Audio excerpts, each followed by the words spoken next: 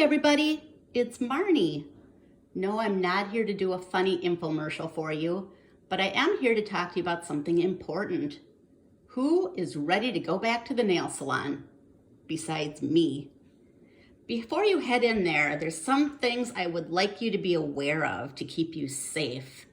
I always tell people, of course I would love for you to come to me, but wherever you go, look around, know your surroundings. If something looks questionable, ask about it.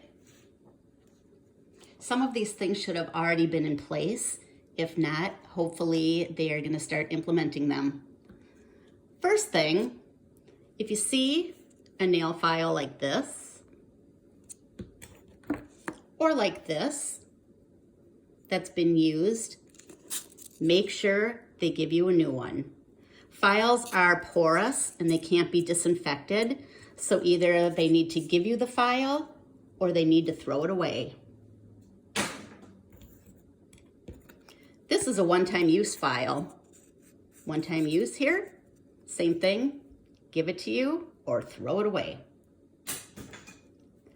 This is an orange wood stick, also porous. People use these to take polish off the skin around your nail. It can't be disinfected, so they need to give it to you or throw it away. Sometimes they'll break it in half because there's two sides. Otherwise, it needs to be disposed of.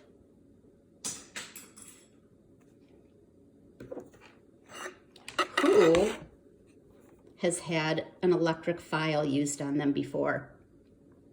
I used to tell people to run the other way if they saw these files.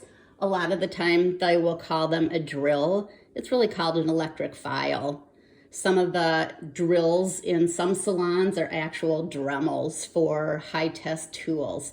But if you learn how to use this properly, it's not going to damage the integrity of your natural nail.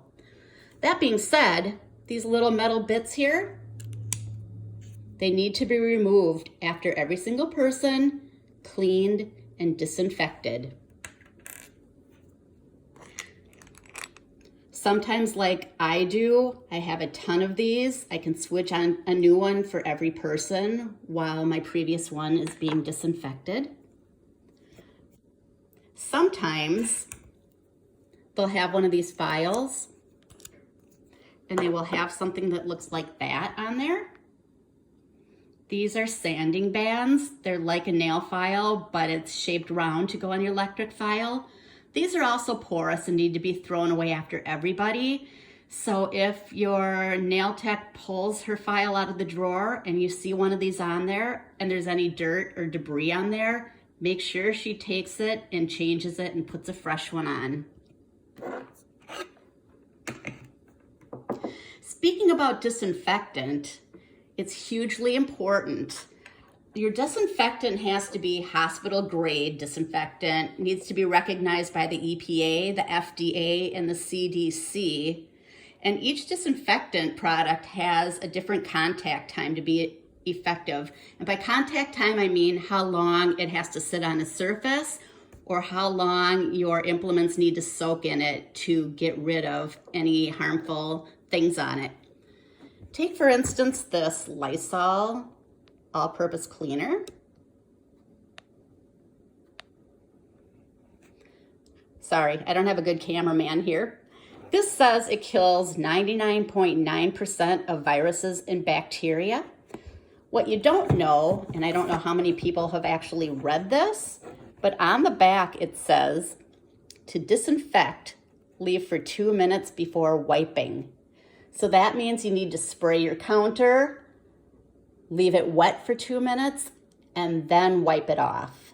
If you spray it and wipe it off right away, it's not doing an effective job getting rid of any germs on the surface. And that's the same thing with disinfectants in a salon. How many people are a fan of dipping powder? There definitely is a place for it, but I do want to tell you something. You should never be dipping your finger right into the container. That's a breeding ground for germs. Instead, they should be taking the product out and putting it into a separate little container like this. Then you can dip your finger right in there. But know that this product in here needs to be thrown out after every person. Make sure it's not dumped back in the container. It needs to be tossed out.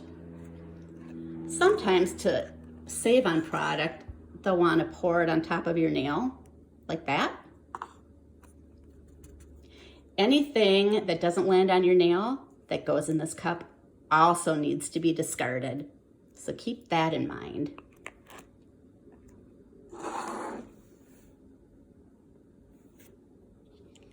Ever seen one of these? It's called a Credo blade. People used to use them all the time to remove calluses on the bottom of your feet. In Minnesota, at least, they have been illegal for years. So if you see one of those, tell them to put it away.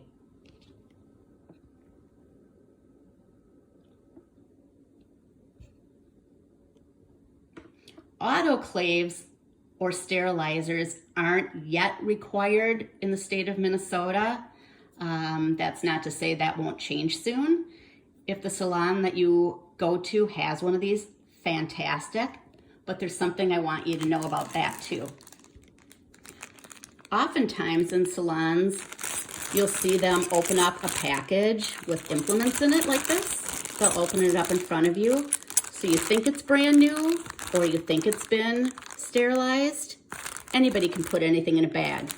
I'm just using a sandwich bag for demonstration purposes. If they have a sterilizer or an autoclave, it needs to be tested on a monthly basis for spore factors. It needs to be calibrated every month to ensure it is sterilizing, everything that is inside of it. If not, it's not going to do you any good. You can put it in however many bags you want. If it doesn't go through there, it is not going to be sterilized and ready to use on the next person. Oftentimes these packets will have a sticker or a dot on there that will change color once it's gone through the autoclave. That's something you can ask about too. Let's see, is there anything else I want to talk to you about? I think that is it. So when you're ready to go back, be safe, be aware, and I can't wait to see those of you who are going to be in my chair again. Take care.